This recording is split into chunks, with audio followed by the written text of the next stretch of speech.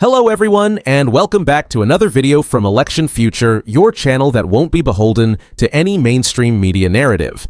Today we're going to look at the swing states and how Donald Trump has completely changed the game compared to just 4 years ago.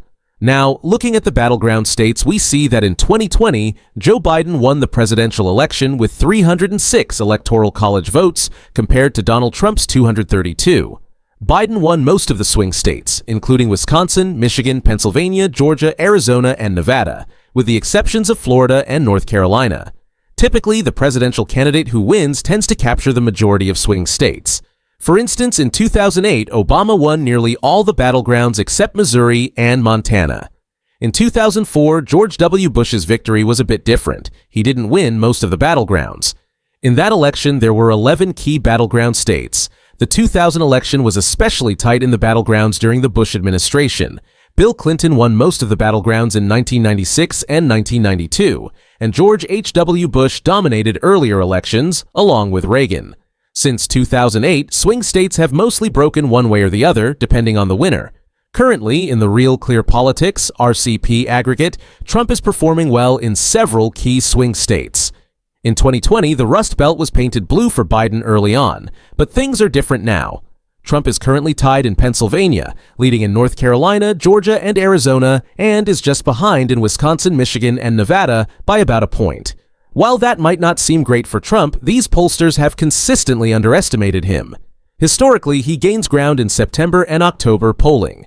In Pennsylvania, Biden was polling with a 7.2% lead on October 1, 2020. Now, Kamala Harris is only leading by 2 percentage points, with Reuters being a significant outlier. So, the race is far from locked for Harris. Even though Hillary Clinton won the popular vote by a similar margin, she still lost many of the swing states, ultimately losing the election. In Pennsylvania, recent polls show either a tie or Trump leading. While some polls initially lean toward Harris, we're seeing more ties and Trump leads in the state. Once the Bloomberg outlier is removed, Trump could have a 1-point lead in Pennsylvania on RCP. Biden led Pennsylvania by 6.3 points in 2020, but only won by 1. Applying that shift, Trump could be up by 5 points in the state, which aligns with many forecasts. Nationally, Trump is performing 5 to 6 points better depending on the aggregate. Looking at 538's aggregate, which has faced scrutiny since a new owner, G. Elliott Morris, removed Rasmussen reports, a pollster known for its accuracy despite being linked to right-wing media. It seems they may be even further off this time. Mainstream media often pushes the narrative that Harris is favored, but when we look at the data, national polling shifts, and poll crosstabs, it's clear they've missed many new Trump voters. This will pose a significant challenge for Harris in states like Georgia and North Carolina, where Trump is currently leading by over 5 points. In my forecast, Georgia is a 6-point win for Trump, and North Carolina is around a 7-point win, which aligns with the latest Quinnipiac poll. While Quinnipiac gave Trump a 2-point lead in North Carolina, their track record in the state hasn't been great. However, they've been much more accurate in Georgia, where they almost perfectly predicted the 2020 result. Currently, they show Trump leading Harris by 6 points, which matches my estimate. So, it's interesting to see Quinnipiac's Georgia numbers align with my forecast, making them an A-rated pollster for that state.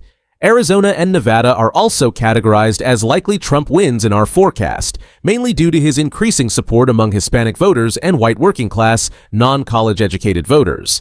His no tax on tips policy is especially resonating with people in the food service industry, which bodes well for him in the Sun Belt. He's just one state away from securing the presidency, with Wisconsin and Pennsylvania being pivotal in our view. Trump is currently leading by about 6.5 to 7 points in Wisconsin and around 5 to 6 points in Pennsylvania, depending on the day. Michigan, however, is a bit more uncertain. It could move into the likely column, but for now, our forecast shows Trump with a 4.9-point lead, placing it in the lean category. His focus on bringing back manufacturing jobs and imposing tariffs on foreign companies resonates well in Michigan, where the auto industry has suffered in recent years.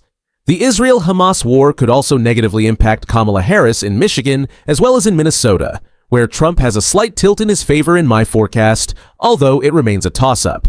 New Mexico and Virginia are leaning Trump as well, with 2 to 3 point margins, which is a significant shift from the last election when Biden won New Mexico by 11 points and Virginia by 10 points.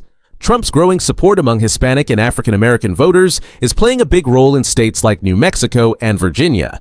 Nebraska's 2nd congressional district is leaning Democratic, as it has been shifting left recently. As for Maine at large, Harris holds just above a 1-point lead there.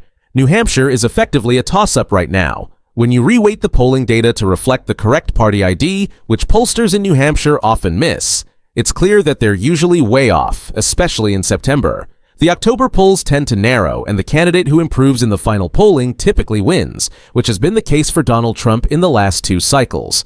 The New Hampshire aggregate in 2016 was fairly accurate, but in 2020 it leaned 3 points to the left. If pollsters continue to overlook certain subgroups and allow response bias, they'll face big problems in New Hampshire. Republicans have netted over 50,000 voter registrations, which is significant for a small state like New Hampshire with only 4 electoral votes.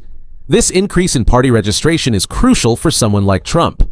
While some of this could be due to GOP primary voters flipping from Democrat to Republican to support Nikki Haley, the trend started before Haley's candidacy and even before the 2020 primary. New Hampshire has become relatively competitive, and Kamala Harris recently campaigned there.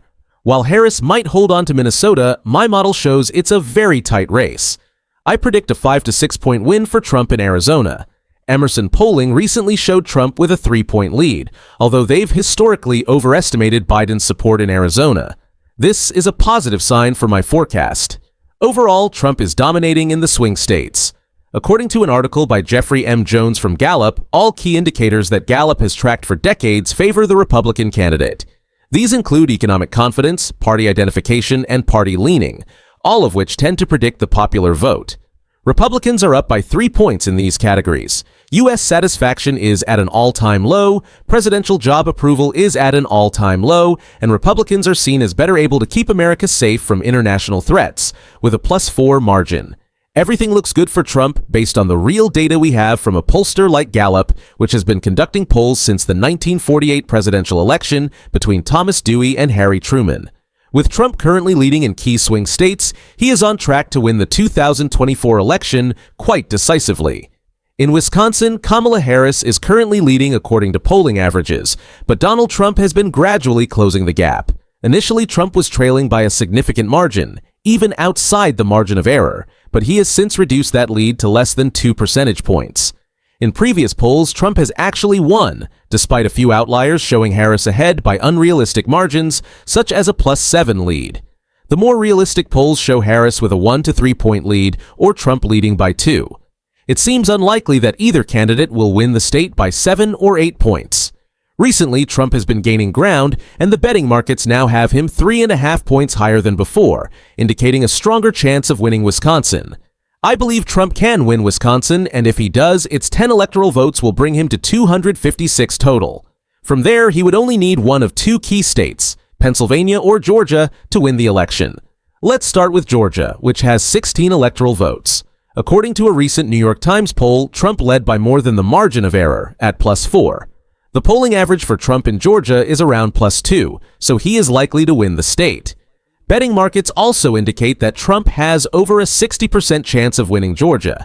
If he does, he will sweep the Southeast, securing all the swing states and battlegrounds in the region, bringing his total to 272 electoral votes, which would secure him the presidency.